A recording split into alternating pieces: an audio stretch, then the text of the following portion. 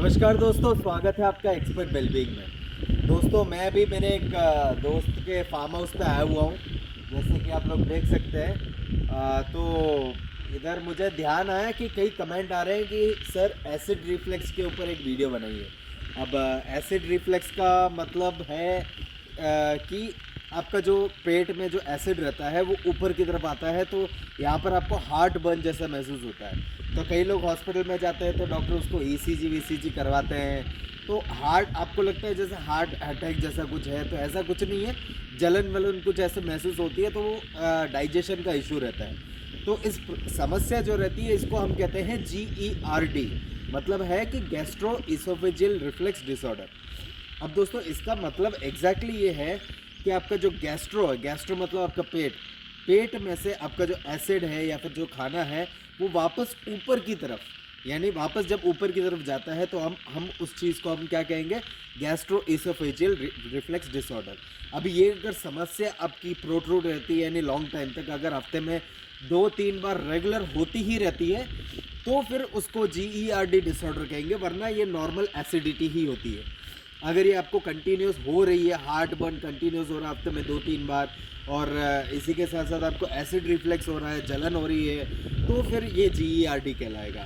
तो दोस्तों, अब आज की वीडियो में हम ये देखेंगे कि इसका अगर किसी को GERD हो गया है या फिर अगर किसी को एसिड रिफ्लेक्स है तो वो क्या करे, वो खाने में क्या क्या सावधानियां रखें, और ट्रीटमेंट में आयुर्वेद में कौन कौन सी ऐसी मेडिसिन है या फिर घरेलू उपाय कौन कौन से हैं जिससे एसिड रिफ्लेक्स पूरी तरीके से ठीक हो जाएगा। तो दोस्तों, वीडियो शुरू करने से पहले अगर आपने चैनल को सब्सक्राइब नहीं किया तो चैनल को अभी के अभी सब्सक्राइब करिए और बेल आइकन को दबाना मत भूलिएगा, ताकि आपके पास पहुंच सके हमारे हर वीडियो को नोटिफिकेशन टाइम टू टाइम पर। तो चलिए दोस्तों, वीडियो को शुरू करते हैं। तो दोस्तों, सबसे पहले तो ये देखते हैं कि जिनको ये समस्या है वो क्या ना करें, मतलब कौन कौन सी चीज़ें हैं जिनको वो एक्सक्लूड कर दें। तो दोस्तों, सबसे पहली चीज़ तो आप फ्राइड, ऑयली, स्पाइसी चीज़ें जो भी आप खाते हैं वो बंद कर दीजिए, और इसी के साथ साथ आप बहुत ज़्यादा तला हुआ खाना जिसमें बहुत सारे मसाले हैं, जैसे कि ये फ्रेंच फ्राइज़ वगैरह, डोमिनोज़ के जो पिज़्ज़ा विज़्ज़ा आते हैं, और कार्बोनेटेड ड्रिंक्स जितने भी हैं, और इसी के साथ साथ आप जो कैफ़ीन है, स्मोकिंग है, अल्कोहल है, वो सारी चीज़ें अगर आप एक्सक्लूड कर देंगे, और इसी के साथ साथ आप खाना जो है वो स्मॉलर मील्स में लीजिए, मतलब छोटे छोटे मील्स में, पेट पूरा ना भरिए, और खाना खाने के बाद में हाथ मत सोइए, कम से कम 3 घंटे के बाद में सोइए। तो आपकी ये कुछ ऐसी चीज़ें हैं जो आपको अवॉइड करनी है, जैसे हाथों हाथ सोना, पेट भर के खा लेना, बाहर का तला बोला खाना खाना, और ये पिज़्ज़ा बर्गर वाली चीज़ें ज़्यादा खाना, और इसी के साथ साथ सात्विक खाना खाइए, उसमें ज़्यादा कैफ़ीन, गार्लिक, ये सारी चीज़ें मत खाइए। तो इससे अगर एसिडिटी की समस्या है तो और ज़्यादा होगी, और आगे जाके आपको GERD डिसऑर्डर हो जाएगा, तो जिसकी वजह से समस्या बढ़ सकती है बहुत ज़्यादा, और गैस्ट्रिक अल्सर्स जैसे बीमारियां हो सकती हैं।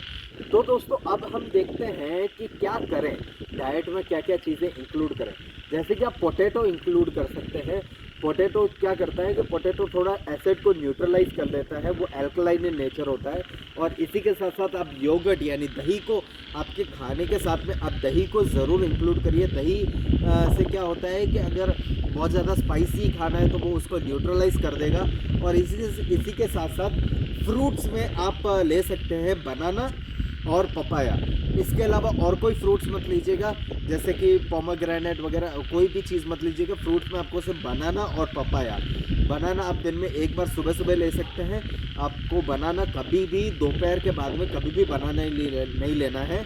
बनाना आपको सिर्फ लेना है दिन में एक बार, वो भी सुबह के समय पे, और पपाया आप ले सकते हैं दिन में, मतलब 1-2 स्लाइस आप खा सकते हैं, क्योंकि पपाया जो रहता है वो बहुत ही ज़्यादा परगेटिव इन नेचर होता है, दस्त कॉज करता है, तो उसको भी लिमिट में ही लीजिएगा।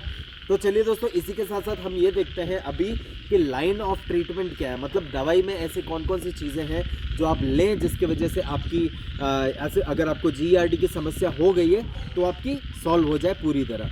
तो दोस्तों, जो सबसे बेस्ट ट्रीटमेंट कह सकते हैं GERD के लिए, सबसे बेस्ट ट्रीटमेंट इसके लिए हो सकता है लंघन। लंघन का मतलब होता है फास्टिंग। आप हफ्ते में एक बार फास्टिंग करके, अगर आपको एसिड रिफ्लेक्स की समस्या बहुत ज़्यादा हो रही है तो आप लंघन ज़रूर करिए, मतलब उपवास दिन में एक बार ज़रूर रखिए। उसके वजह से आपकी जो एसिड रिफ्लेक्स की समस्या है उसमें बहुत ज़्यादा सुधार आएगा। और इवन हर किसी को हफ्ते में एक बार जो है उपवास वो रखना ही चाहिए। उसकी वजह से बॉडी जो है उसको थोड़ा डाइजेस्टिव सिस्टम को थोड़ा रेस्ट मिलता है। और इसी के साथ साथ दोस्तों आप ये जो कार्डमम या फिर इलायची रहती है, 3 से 4 इलायची लेके उसको क्रश करके 1/4 लीटर यानी लगभग आप मान लो एक आधा ग्लास के बराबर उसमें 3 से 4 इलायची क्रश करके डाल के उसको अच्छे से बॉईल करके उसको फिर छान के आप उस पानी को पी सकते हैं। अगर आपको एसिडिटी की समस्या है तो वो भी सॉल्व हो जाएगी। और इसी के साथ साथ दोस्तों तुलसी के जो पत्ते रहते हैं 5 से 6 8 पत्ते आप तुलसी के लेके उसके बाद में उन पत्तों को क्रश करके 250 ml पानी में अच्छे से बॉईल कर दीजिए और उस पानी को आप पी सकते हैं। उसके वजह से भी आपको बहुत ज़्यादा रिलीफ मिलेगा अगर आपको एसिडिटी है। और इसके अलावा अगर हम मेडिसिन में बात करें दोस्तों तो आंवले की चूर्ण आपको मार्केट में बहुत जगह मिल जाएगा। आंवला की मतलब आंवला का जो चूर्ण है वो मिल रहा है। आंवला का चूर्ण आपको हनी के साथ 1 चम्मच उसमें आधा चम्मच हनी और उसको अच्छे से मिक्स करके आप चाट सकते हैं। आंवले की चूर्ण क्या करेगा, आपकी जो स्टमक की जो आपके पेट की जो परत रहेगी उसको कोट करके रखेगा, वो एसिड से उसको बचाएगा। और इवन इससे आपकी स्टमक की जितनी भी परत है वो भी सेफ रहेगी और आपको एसिडिटी में भी बहुत ज़्यादा राहत मिलेगी। और दोस्तों इसी के साथ साथ लेमन जूस 2 चम्मच नींबू का जूस, उसी में 2 चम्मच जो जिंजर का जो जूस है वो आप मिला के उसको आप ले सकते हैं। अगर आप चाहें तो उसमें थोड़ा सा हनी मिला सकते हैं, लेकिन मैं तो यही कहूँगा आप में 2 चम्मच नींबू का जूस और 2 चम्मच अपने गार्लिक का जूस है उसको मिला के उसको ले लीजिए दिन में 2 से 3 बार में।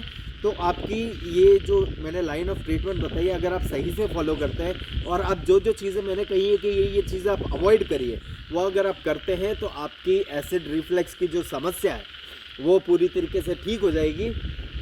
तो दोस्तों आज के लिए इतना ही। अगर आपको वीडियो अच्छी लगी हो तो वीडियो को लाइक ज़रूर करिएगा और चैनल को सब्सक्राइब करना मत भूलिएगा। हम बहुत ही क्लोज़ हैं चैनल को एक बड़े स्तर पर पहुंचाने के लिए, तो आप हमारा सपोर्ट करते रहिए। तो दोस्तों आज के लिए इतना ही, तब तक के लिए stay fit, stay healthy, stay tuned. नमस्कार।